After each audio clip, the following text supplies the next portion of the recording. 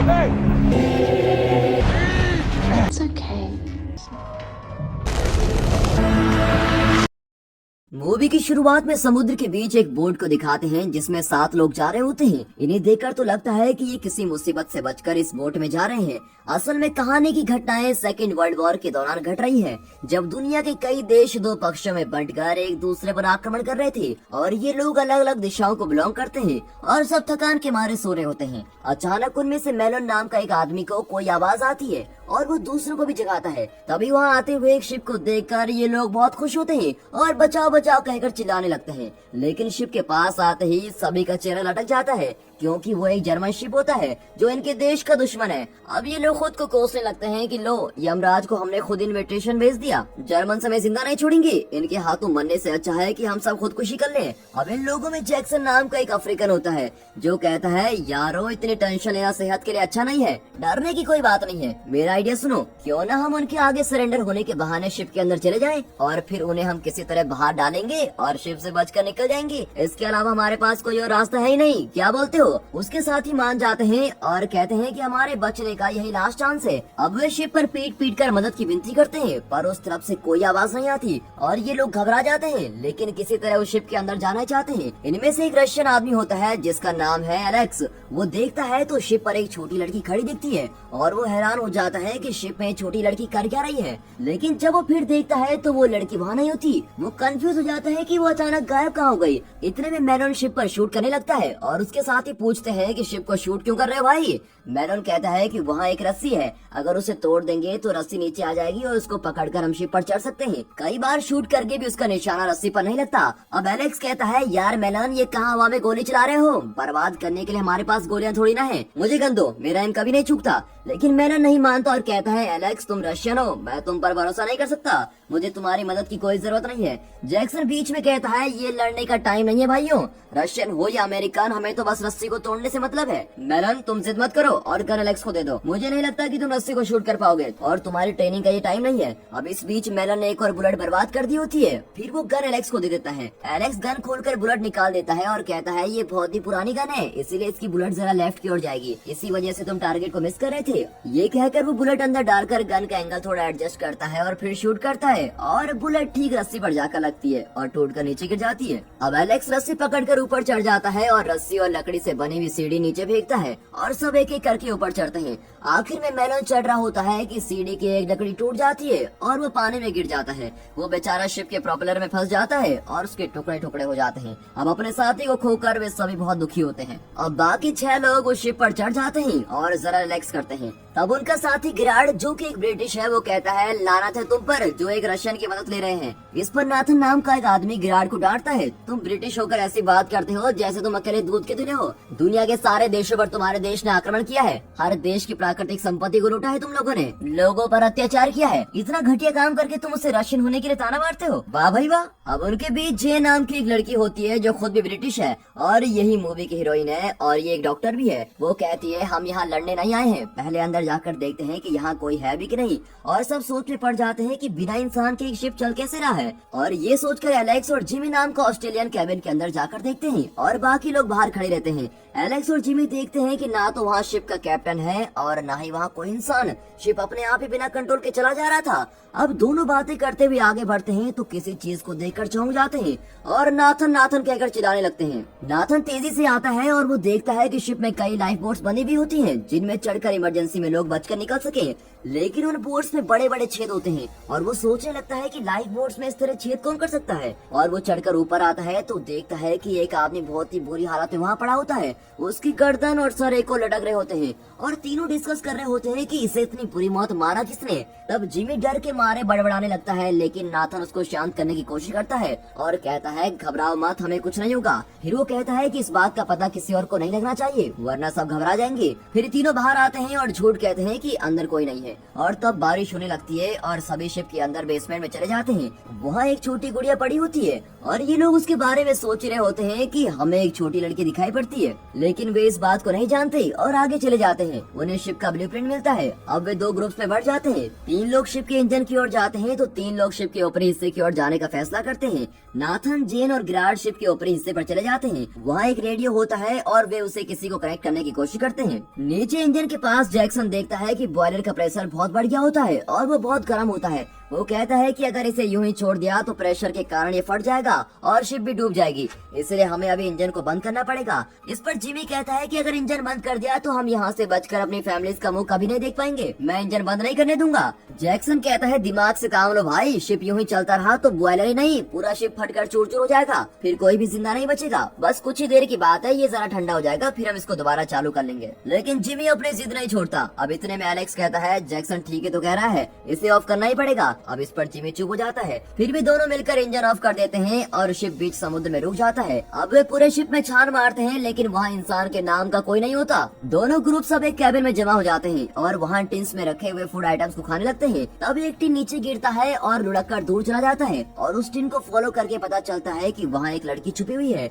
और ये वही लड़की है जिसे हमने पहले भी देखा था। उसने ऑक्सीजन मास्क जैसा कुछ पहना होता है और उसे देखकर ये लोग चिल्लाते हैं और इन्हें देखकर वो लड़की भी चिल्लाती है और वहाँ से भाग जाती है। अब जिस शिप में कोई नहीं है वहाँ ये लड़की कहाँ से आई, ये सोचकर वे उसका पीछा करते हैं। तब एक कमरे में एक आदमी अपना मुंह खोलकर मरा पड़ा होता है और ये लोग चौंक जाते हैं और अपना नाक बंद कर लेते हैं क्योंकि वहाँ पर सड़ी हुई लाशों से बदबू आ रही होती है। फिर भी वहाँ पड़ा हुआ कपड़ा हटाकर देखते हैं तो वहाँ लड़की छुपी हुई होती है और इन्हें देखकर वो बहुत ही घबरा जाती है। ये लोग उसको हिम्मत देते हैं कि बेटा हम तुमको कुछ नहीं करेंगे, डरो मत और प्लीज बाहर आ जाओ, लेकिन वो अभी भी डरी और सहमी सी लगती है। अब जेन अपने साथियों को दूर जाने को कहती है और अकेले उस लड़की के पास जाकर बात करती है। लड़की धीरे से उसके पास आती है और अचानक जेन के हाथ पर काट देती है और जेन उसको सीरियसली नहीं लेती और लड़की को बाहर लेके आती है। अब एलेक्स वहाँ की एक किताब को देखता है जिस पर खोपड़ी जैसा कोई डिजाइन बना होता है और देखने में बड़ा ही अजीब लगता है। वहाँ बंदूकें, चाकू, कुल्हाड़ी और कई हथियार भी होते हैं और ये लोग एक एक हथियार उठाकर रख लेते हैं। तब छोटी लड़की उन्हें कहीं लेके जाती है और रास्ते में एक आदमी की सड़ी हुई लाश पड़ी होती है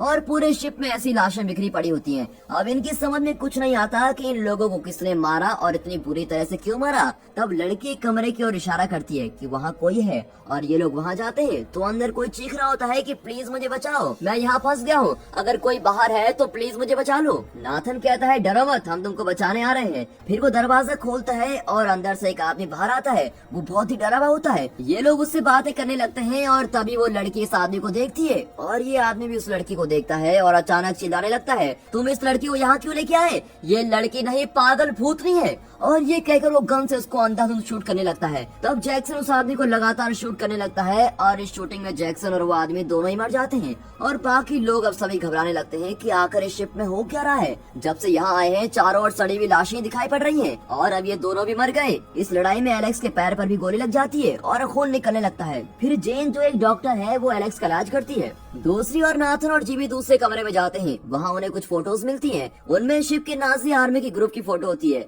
उन फोटोज में कई पेटियां होती हैं जिनमें जरूर बहुत सारे पैसे और गोल्ड बिस्किट्स रहे होंगे और जरूर इन लोगों ने कई देशों को लूटा होगा और उन्हें इन पेटियों में बंद करके शिप में ले जा रहे थे। फोटोज को देखकर वे इन सारी बातों का अंदाजा लगा लेते हैं। जिमी कहता है तो फिर देर किस बात की, चलो उन पेटियों को ढूंढते हैं। वे पेटियां ढूंढने लगते हैं और जल्दी उन्हें एक पेटी मिलती है और उसको खोलते हैं तो सचमुच उसके अंदर एकदम प्योर गोल्ड बिस्किट्स होते हैं। अब इतना सोना देखकर जिमी का मुंह तो खुला का खुला रह जाता है और चिल्लाता है कि हे मैं करोड़पति बन गया। अब यहाँ जेन एलेक्स के पैर पर एक बुलेट बाहर निकालती है और उसको बैंडेज करती है। दूसरी ओर जिमी सोना देखकर अपनी खुशी को कंट्रोल नहीं कर पाता और सोचता है कि बाकी पेटियां भी यही होंगी। फिर वो हर पेटी को खोलकर देखता है। तब वो 6 फुट लंबी एक पेटी को देखता है और उसको खोलता है। उसके अंदर एक और पेटी होती है जो देखने में शव पेटी जैसी लगती है। उस पर स्केलेटन जैसा डिजाइन होता है और उसे जंजीरों से बांधा होता है और देखने में वो बहुत ही अजीब और डरावनी लगती है। क्या आपको लगता है कि जिमी को ये पेटी खोलनी चाहिए या फिर जितना सोना उसको मिला है उसी से खुश होकर इस पेटी को बंद ही छोड़ देना चाहिए? अगर इसमें सोना मिल भी गया तो ये इतना सोना लेकर समुद्र के बीच से कैसे निकलेगा?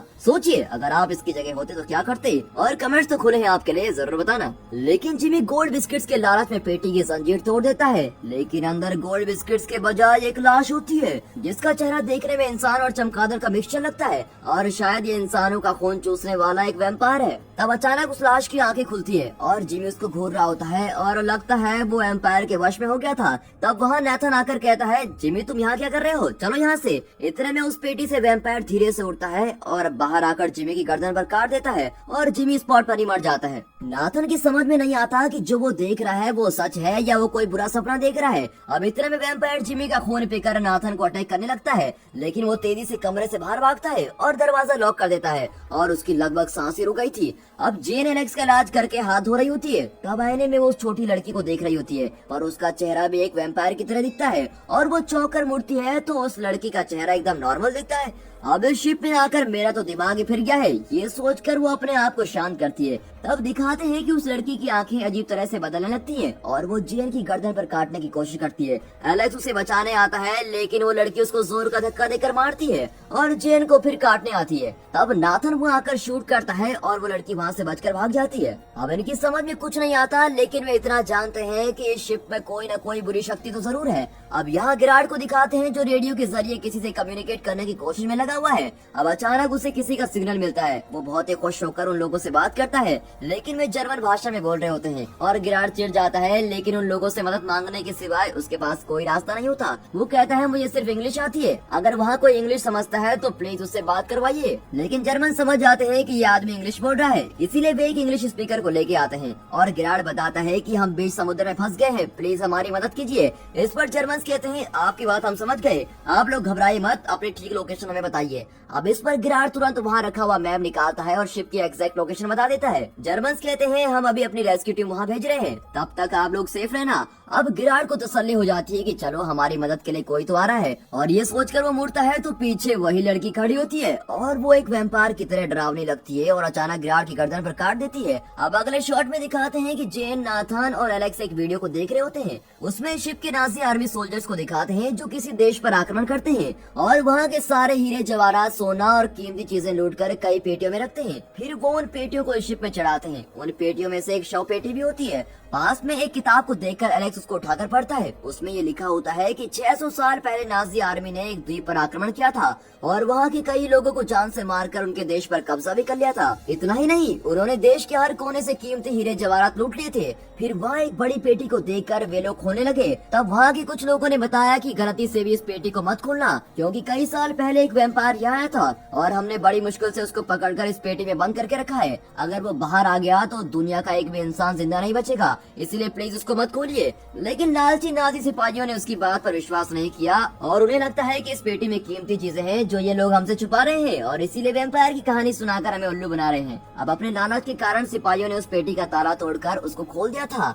अब इतना पढ़ने के बाद एलेक्स किताब बंद कर देता है। यहाँ खून का प्यासा वैम्पायर एक और शव पेटी खोल देता है। अब न जाने इसमें क्या निकलने वाला है। घबराइए मत, इसमें भी एक वैम्पायर है, लेकिन ये एक लेडी वैम्पायर है। ये वैम्पायर की प्रेमिका है। लो कर लो बात। यहाँ इंसान को लवर्स नहीं मिल रहे और खून चूसने वाले इस महाशय को अपनी जैसी लवर मिल गई। अब वैम्पायर अपना हाथ जरा काट कर लेडी वैम्पायर के मुंह में 2 बूंद खून टपकाता है। तब लेडी वैम्पायर का चेहरा धीरे धीरे बदलने लगता है और वैम्पायर खुश हो जाता है कि चलो शुक्र है मेरी डार्लिंग जिंदा हो गई। अब न जाने ये जोड़ी शिप में क्या गोल खिलाने वाली है। यहाँ ये छोटी लड़की भी वैम्पायर की तरह बिहेव कर रही होती है। वहाँ भागते हुए बड़े चूहों को पकड़कर कच्चा चबा लेती है। कुछ देर पहले ये लड़की बिल्कुल ठीक थी, लेकिन अब अचानक उसकी आंखें बहुत ही डरावनी दिखती हैं। अब इसका कारण यही है कि शव पेटी से निकलकर वैम्पायर ने इसको अपने वश में कर लिया था। दूसरी ओर ये तीनों गिराड की तलाश में निकलते हैं। वे गिराड को ढूंढ लेते हैं, लेकिन वो दर्द के मारे तड़प रहा होता है और अजीब सी आवाजें निकाल रहा होता है। उसकी गर्दन पर उस लड़की ने बुरी तरह से काट दिया होता है। ये तीनों उसके पास जाते हैं तो वो जोर से हंसते हुए कहता है कि तुम सब मरने वाले हो, और ये लोग बिल्कुल ही हैरान हो जाते हैं कि ये ऐसा कह क्यों रहा है। तब दिखाते हैं कि पास के कमरे में वैम्पायर होता है जिसने गिराड को अपने वश में कर लिया है। अब दरअसल वैम्पायर जिसे भी काटता है वो वैम्पायर के वश में हो जाता है और उसी के इशारों पर नाचता है। अब वैम्पायर जो कहता है वही गिराड के मुंह से निकल रहा होता है। वैम्पायर गिराड के जरिए उन तीनों को मारने लगता है। गुस्से में आकर गिराड एलेक्स को उठाकर पटक देता है। फिर वो नाथन की गर्दन पकड़कर ऊपर उठाता है। तभी जेन एक चाकू से गिराड को अटैक करने जाती है, लेकिन उसे लगता ही नहीं क्योंकि कोई शक्ति उसको रोक रही है। फिर वो अपनी पूरी ताकत लगाकर चाकू से गिराड को मार डालती है गिराड़ के मारते ही यहाँ वैम्पायर जोड़ी मजे से हंस रही होती है कि चलो एक और विकेट गिर गया। अब 7 लोगों में सिर्फ जेन, नाथन और एलेक्स जिंदा बचे होते हैं। तीनों प्लान करते हैं कि किसी तरह उन वैम्पायर्स को मार डालना ही होगा। इतना ही नहीं, उस छोटी लड़की को भी मारना पड़ेगा, वरना हमें शिप से जिंदा नहीं बच पाएंगे। उस बुक को पढ़कर वे समझ गए थे कि शिप में वैम्पायर हैं और उनके काटने से इंसान उनके कंट्रोल में चले जाते हैं और आखिर में मर जाते हैं। अब इनका पहला टारगेट वो छोटी लड़की होती है। उसे आकर्षित करने के लिए वे एक छोटे टॉयज उसको दिखाकर अपने पास बुलाते हैं। वो टॉयज लेने इनके पास आने लगती है। तब वे अचानक उस टॉय को एक कमरे में डाल देते हैं। अब लड़की भी उस टॉय के पीछे पीछे कमरे में चली जाती है और ये लोग झट से दरवाजा लॉक कर देते हैं। अब उनकी इस चाल से लड़की बहुत ही गुस्सा होती है। अब एक कमरे में पेट्रोल फेंकते हैं और उस लड़की को जिंदा जलाने की सोचते हैं, लेकिन वो लड़की अचानक अपना रूप बदल देती है और जैन की बेटी का रूप ले लेती है। फिर वो जैन को बेबस आंखों से देखकर चिल्लाती है कि प्लीज मम्मी मुझे बचाओ, इन लोगों से मुझे बचाओ, मुझे बहुत दर्द हो रहा है। दरअसल जैन की शादी हो चुकी है और उसकी एक बेटी भी थी। इस सेकेंड वर्ल्ड वॉर के एक बॉम्ब स्पॉट में उसकी बेटी मारी जा चुकी है, लेकिन जैन उस स्पॉट से बच गई थी। और ये छोटी लड़की शायद जैन का फ्लैशबैक जानती है और उसकी ममता का फायदा उठाकर वो बचने की कोशिश कर रही होती है। अब जैन बहुत ही इमोशनल हो जाती है और उसे अपनी बेटी समझकर दरवाजा खोलने लगती है। तब नाथन उसको शांत करवाता है और कहता है ये सब लड़की की चाल है, इतनी भावुक मत बनो कि दिमाग काम करना बंद कर दे। इस तरह समझाकर वो उसको एक और भेज देता है। फिर एलेक्स पेट्रोल पर आग लगाता है और आग तेजी से फैलने लगती है और छोटी लड़की जलकर राख हो जाती है। अब जेन एक जगह पर बैठकर रो रही होती है और तभी वो अपना हाथ देखती है और चौंक जाती है,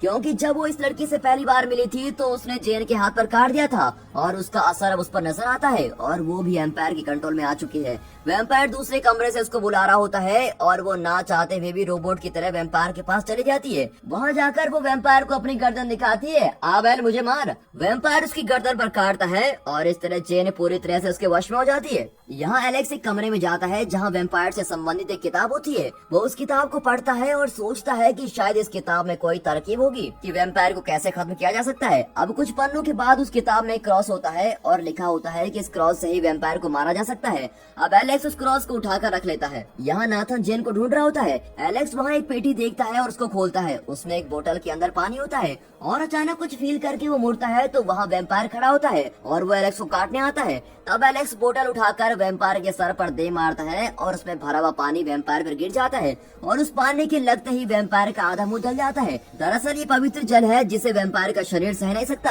अब मुंह चले वैम्पायर का गुस्सा बढ़ जाता है और वो एलेक्स को फिर अटैक करने आता है। तब एलेक्स झट से गन उठाकर उसको शूट करता है और दर्द के मारे वैम्पायर तड़पने लगता है और इसी बीच एलेक्स वहाँ से बच निकलता है। दूसरी ओर नाथन जेन को ढूंढता जा रहा होता है कि अचानक आगे एक औरत दिखती है। वो और कोई नहीं, उसकी पत्नी होती है जो इस वर्ल्ड वॉर में मारी जा चुकी है। अब नाथन उसको बहुत मिस कर रहा होता है और यहाँ उसको देखकर उसके पास जाता है और फूट फूट कर रोने लगता है। तब उस औरत का रूप धीरे धीरे बदलता है। असल में वो लेडी वैम्पायर लेडी है जो अपना रूप बदलकर नाथन को अपने वश में करना चाहती थी। अब ऐन वक्त पर एलेक्स वहाँ आता है और लेडी वैम्पायर पर गोली चलाता है और वो वहीं गिर जाती है। तब जाकर नाथन को होश आता है और वो समझ जाता है कि ये उस वैम्पायर की चाल थी। अब नाथन गुस्से में लेडी वैम्पायर पर चिल्लाता है कि तुम मेरी पत्नी का रूप लेकर मुझे उकसाना चाहती थी। एक मिनट के लिए तो मैं भी बहक गया था, मैं जिंदा नहीं छोड़ूंगा तुम्हें। और ये कहकर वो एक कुल्हाड़ी से लेडी वैम्पायर की गर्दन काटने लगता है, फिर उसका सर काटकर समुद्र में फेंक देता है। वैम्पायर अपनी लवर के साथ ये सब होते हुए देख रहा होता है और चिल्लाता है कि मुझे तुम लोगों के खून का आखिरी बूंद तक पीकर ही चैन आएगा। तुमने मेरी डार्लिंग को मारा है, मैं तुम लोगों को जिंदा नहीं छोड़ूंगा। यहाँ ये दोनों हर कमरे में जाकर जेन को ढूंढते हैं। तब एक कमरे में भी देखते हैं कि कई लोग खड़े हैं, लेकिन लगता है उनमें जान नहीं है और ये लोग लगभग ज़ॉम्बी की तरह खड़े के खड़े ही रहते हैं। दरअसल वे नाजी आर्मी के सिपाही हैं जो कई देशों को लूटकर हीरे जवाहरात से भरी पेटियां इस शिप में लाए थे। अब खजाने के साथ साथ ये लोग वैम्पायर की पेटियां भी उठा लाए थे और अपने लालच के कारण ये लोग अब अधमरी हालत में यहाँ फंस गए हैं। तब नाथन और एलेक्स नोटिस करते हैं कि उस कमरे में कई तरह के बॉम्ब्स भी रखे हुए हैं और उन ज़ॉम्बी में से एक उन्हें अटैक करने आता है, लेकिन ये दोनों झट से बाहर आकर दरवाजा बंद कर देते हैं और उसको कसकर पकड़ लेते हैं। तब एलेक्स कहता है कि हमने तो सोचा था कि शिप में सिर्फ 2 वैम्पायर्स हैं, लेकिन इन सिपाहियों को देखकर तो लगता है कि ये सभी किसी भी वक्त वैम्पायर बन सकते हैं। अब इन लोगों को मारने के अलावा हमारे पास कोई और रास्ता नहीं है, पर ये इतना आसान काम भी नहीं है। तब नाथन कहता है बात तो तुम ठीक कह रहे हो दोस्त, लेकिन अगर हम दोनों मिलकर काम करेंगे तो सब कुछ हो सकता है। और ये फैसला करके दोनों उस कमरे का दरवाजा खोलकर सारे सिपाहियों को आयरन बार और कुराड़ी से खूब मारते हैं और उनका सर फोड़ देते हैं। अब चारों ओर खून ही खून फैल जाता है और देखने में तो ये दृश्य बहुत ही डरावना लगता है। सबको मार डालने के बाद वे बहुत थक जाते हैं। फिर वे सोचते हैं कि ये लोग तो नर्क में पहुंच गए, लेकिन अब उस एम्पायर को कैसे खत्म किया जाए। अब इस बारे में वे डिस्कस कर रहे होते हैं, तभी अचानक एलेक्स नोटिस करता है कि उसकी गर्दन पर भी दांतों के निशान है। अब लगता है इस लड़ाई में किसी सिपाही ने उसको काट दिया था। वो नाथन से कहता है, देख यार, मुझे लगता है कि इन शैतानों में से किसी ने मुझको काट दिया है और कुछ ही देर में मैं भी वैम्पायर बन जाऊंगा, इसलिए तुम्हारा मेरे साथ रहना ठीक नहीं है। तुम जाओ और जेन के साथ यहाँ से निकल जाओ, उस वैम्पायर को मैं देख लूंगा। अब नाथन का दिल नहीं मानता और कहता है कि मैं तुम्हें ऐसे नहीं मरने दूंगा। अब एलेक्स समझाता है कि दोस्ती निभाने का ये वक्त नहीं है, मेरे साथ रहे तो मेरे हाथों तुम मारे जा सकते हो। और ना चाहते हुए भी नाथन वहाँ से चला जाता है और जेन को ढूंढने लगता है। एक कमरे में जेन को देखकर वो बहुत ही खुश हो जाता है और उसे लेकर शिप के ऊपरी डेक पर चला जाता है। अब नाथन नहीं जानता कि जेन ऑलरेडी उस छोटी लड़की से कटने पर वैम्पायर बन चुकी है। अब यहाँ एलेक्स उस कमरे में रखे हुए बॉम्ब्स को देखता है और कुराड़ी से एक बॉम्ब को फोड़ने की कोशिश करता है। तब वहाँ वैम्पायर आ जाता है और उसे फोड़ने से रोक लेता है। अब एलेक्स धीरे धीरे वैम्पायर के वश में होने लगता है। तब वो अपने पॉकेट से क्रॉस निकालता है और उसको दिखाकर वैम्पायर शॉक हो जाता है कि ये क्रॉस इसके पास आया कैसे। फिर एलेक्स क्रॉस को अपनी गर्दन पर रख लेता है और तभी वैम्पायर की गर्दन जलने लगती है और इस तरह वैम्पायर के कंट्रोल जरा धीरे पड़ने लगता है। और इसका फायदा उठाकर एलेक्स उस बॉम्ब पर कुल्हाड़ी मारता है और बॉम्ब बड़ी आवाज के साथ फटता है और इस विस्फोट में वैम्पायर मर जाता है और साथ में एलेक्स भी। अब बॉम्ब के फटने पर नाथन और जेन पानी में कूद जाते हैं। कुछ देर में नाथन पानी के अंदर से निकलता है और वो जेन को चारों ओर ढूंढता है। तब पता चलता है कि वो पानी में डूब रही है। वो तुरंत पानी के अंदर जाता है और जेन को बचाकर बाहर लेके आता है और वो बेहोश होती है और नाथन उसको जगाने की कोशिश करता है और कुछ ही देर बाद वो आंखें खोलती है और उसकी आंखें देखकर नाथन चौंक जाता है, क्योंकि अब जेन एक वैम्पायर बन चुकी थी और उसे बचाने वाले नाथन को ही वो काट देती है। और अब नाथन का खून बहुत बहने लगता है। जेन उसके खून को जूस की तरह चूस रही होती है। नाथन बेबस होकर उसे देखता है और सोचता है, मैंने सोचा था कि वैम्पायर्स मर गए थे, अगर मुझे पता होता तो मैं इस तरह अपनी मौत को बचाकर थोड़ी न लेके आता। अब इस बीच जर्मन रेस्क्यू टीम वहाँ पहुँच जाती है और जेन को एक इंसान समझकर वे उसको बचा लेते हैं। फिर वे जेन से पूछते हैं कि आपके साथी कहाँ है। वैम्पायर जेन उन्हें बताती है कि सिर्फ मैं ही जिंदा हूँ और मेरे सारे साथी मर चुके हैं, मुझे यहाँ बहुत डर लग रहा है, प्लीज मुझे यहाँ से बचा लीजिए। और ये कहकर वो हमारी ओर देखती है और इसी डरावनी नजर के साथ ये मूवी यहाँ पर खत्म होती है।